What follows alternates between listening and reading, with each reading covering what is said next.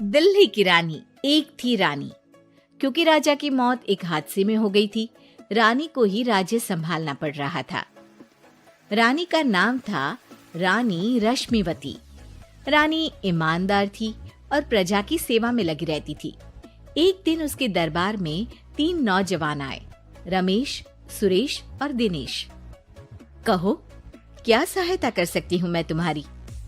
हम आपके दरबार में काम करना चाहते हैं ताकि जनता की सेवा कर सके। लेकिन अभी तो तुम्हारी उम्र बहुत छोटी है। तुम लोगों को तो अभी अपनी पढ़ाई पर ध्यान देना चाहिए। हमारा मन पढ़ाई में नहीं लगता।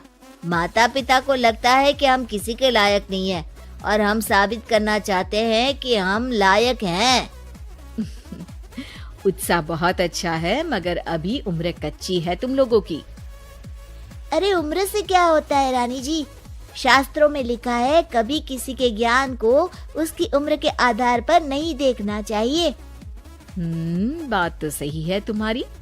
और अगर सच में तुम ये संकल्प करके आए हो कि तुमको यहाँ काम करना है, तो पहले परीक्षा देनी पड़ेगी। 3 परीक्षा, एक शारीरिक परीक्षा, एक बुद्धि की परीक्षा और एक देशभक्ति की परीक्षा। और ये क्या है? वो मंत्री महोदय तुम्हें समझा देंगे। हमारे पास समय नहीं है। अगर तुम लोग तैयार हो तो बताओ। हाँ, हम तैयार है किसी भी परीक्षा के लिए। मैं भी तैयार हूँ कुछ भी कर गुजरने के लिए। तो ठीक है मंत्री जी, आप इन तीनों की परीक्षा कल से ही शुरू कर दीजिए। जो आ गया रानी साहिबा। अगले दिन से ही तीनों की परीक्षा शुरू हो जाती है। पहले शारीरिक परीक्षा, यानी किस में कितना है दम, ये देखेंगे हम। क्योंकि शरीर में दम होगा तभी तो प्रजा की सेवा में दम लगा पाओगे। हमें क्या करना होगा? वो पेड़ दिख रहा है, जो सबसे पहले चढ़ेगा उस पे दरबार में नौकरी पाने के अवसर उसी के बढ़ जाएंगे। मैं चढ़ता हूँ। अरे रुको रुको, गिनती गिनने दो। 1, 2, 3। 3 की गिनती के बाद रमेश और सुरेश भागकर पेड़ के पास गए, मगर दिनेश आराम से पेड़ के पास गया। जैसे ही रमेश और सुरेश आधे पेड़ तक चढ़ गए, दिनेश ने उन दोनों की टांग पकड़ के उन्हें नीचे गिरा दिया और खुद पेड़ पर चढ़ गया। दिनेश की जीत हुई। अरे लेकिन इसने बेईमानी की। बेईमानी नहीं की, बुद्धि लगाई। शरीर के दम के साथ दिमाग में भी दम होना चाहिए। क्यों मंत्री जी? हाँ, बात तो तुम्हारी सही है। लेकिन बात अगर बुद्धि की है तो बुद्धि की असली परीक्षा हम कल लेंगे। शाम को जाकर मंत्री रानी को सब बता देते हैं। यानी दिनेश उन सब में ज्यादा होशियार है। जी रानी साहिबा। अगले दिन तीनों की बौद्धिक परीक्षा का समय होता है। आज हमें क्या करना है मंत्री जी? थोड़ा सब्र करो, कल जल्दबाजी में ही हारे थे तुम। सही कह रहे हैं मंत्री जी। अरे तू क्यों ज्यादा बोल रहा है? तू भी तो हारा था ना कल। ए दिनेश, ज्यादा होशियार मत बन। अरे लड़ो मत। आज की परीक्षा पर ध्यान दो। आज की बौद्धिक परीक्षा में ये कुछ बोरे हैं, कुछ में नमक है और कुछ में रुई। जिसको जो ले जाना है उठा लो। देखते हैं कि कौन जल्दी से कोई भी एक बोरा नदी के उस पार लेकर जाता है।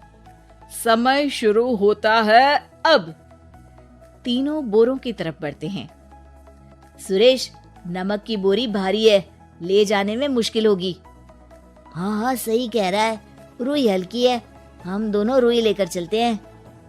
अरे भाई, मैं तो नमक लेकर जाऊंगा। रमेश और सुरेश ये सोचकर हंसते हैं कि आज तो दिनेश हार ही जाएगा। दौड़ शुरू होती है।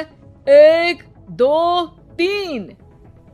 तीनों नदी की तरफ भागते हैं। रुई में वजन कम होने के कारण रमेश और सुरेश आगे निकल जाते हैं और दिनेश थोड़ा पीछे। पर जैसे ही वो सब नदी में जाते हैं, दिनेश की बोरी का नमक गलने लगता है और वजन कम हो जाता है। जबकि रमेश और सुरेश की रुई में पानी भर जाता है और बोरी का वजन बढ़ जाता है। अरे ये इतनी भारी क्यों हो गई रमेश? अरे मुझे क्या पता, शायद जादुई बोरी है। अरे लगता है कि हम बेवकूफ बन गए। बने नहीं हो, तुम हो ही बेवकूफ। इतना तो पता होना चाहिए कि पानी में नमक गल जाएगा। दिनेश का पूरा नमक गल जाता है और बोरी खाली हो जाती है। वो जल्दी से रेस पूरी कर लेता है। इस परीक्षा के विजेता भी दिनेश ही हैं। उसने दिमाग लगाकर दिखा दिया कि वो बौद्धिक परीक्षा में भी रमेश और सुरेश से आगे है। अब कल तुम्हारी देशभक्ति की परीक्षा होगी, जो स्वयं रानी माँ लेंगी। रात को फिर मंत्री रानी के पास जाकर बता देते हैं कि आज की परीक्षा में कैसे दिनेश ने अक्लमंदी दिखाई और बौद्धिक परीक्षा में भी उसी की जीत हुई। अरे वाह, दिनेश तो हमारे बहुत काम आ सकता है। हम उत्साहित हैं कल की परीक्षा के लिए। वो तो ठीक है रानी साहिबा, लेकिन हमने सुना है कि पड़ोसी राज्य का राजा आकाशदीप हमारे राज्य की सीमा में घुसपैठ कर रहा है। ये तो चिंता की बात है, हमें जल्द ही कुछ करना चाहिए। अगले दिन रमेश, सुरेश और दिनेश अपनी आखिरी देशभक्ति की परीक्षा के लिए दरबार में आते हैं। प्रणाम रानी साहिबा। नमस्कार रानी जी। प्रणाम रानी माँ। हमने तुम्हारी परीक्षा पर गौर किया। दिनेश आगे हैं। हम तुम तीनों में से किसी दो को ही दरबार में काम दे सकते हैं। किसी एक को आज जाना होगा। तो देशभक्ति की परीक्षा के लिए तैयार हो? पूरी तरह से। मैं तीनों से एक ही सवाल करूंगी। जिसका जवाब सबसे सही लगेगा उसे तो नौकरी मिल ही जाएगी। फिर दूसरे सबसे सही जवाब देने वाले को भी काम मिलेगा। आप लोगों का समय शुरू होता है अब। ज्यादा सोचने का समय नहीं होगा। जो मन में पहली बात आए उसका जवाब दे। तो सवाल ये है कि तुम इस मिट्टी के लिए क्या कर सकते हो? मैं इस मिट्टी को साफ रखूंगा। यहाँ के लोगों के भोजन की कमी को मैं पूरी करूंगा। मैं यहाँ के लोगों को गले लगा लगा के उनको खुशी दूंगा रानी माँ, और गरीबों के लिए घर बनवाऊंगा। मैं इस मिट्टी के लिए किसी की जान भी ले सकता हूँ रानी माँ। मंत्री, दिनेश को एक तलवार दो। जी रानी जी। दिनेश, पड़ोसी राज आकाशदीप की जान तुम्हारे हाथ में है। जाओ, अपना काम पूरा करो। आज रात को तुम उस पर हमला करोगे जब वो सो रहा होगा। दिनेश वहां से चला जाता है। रानी माँ, ये आपने क्या किया? अभी किया नहीं है मंत्री जी। आप आकाशदीप को संदेशा भिजवाओ कि पड़ोसी देश का एक कातिल रात को उन पे हमला करेगा और दिनेश को पकड़वा दो। अरे ये आप क्या कह रही हैं? और क्यों कर रही हैं आप ऐसा? राजा को लगेगा कि हमने उसकी मदद की, उसकी जान बचाकर। वो हमारे राज्य का पीछा छोड़ देगा और हमारा एहसानमंद हो जाएगा। और दिनेश का क्या होगा? इस राज्य को दिनेश जैसे शातिर और लड़ाकू लोगों से ज्यादा जरूरत है ऐसे लोगों की, जो लोगों को खाना खिलाने की और खुश करने की बात करे। और ये गुण सुरेश और रमेश में है।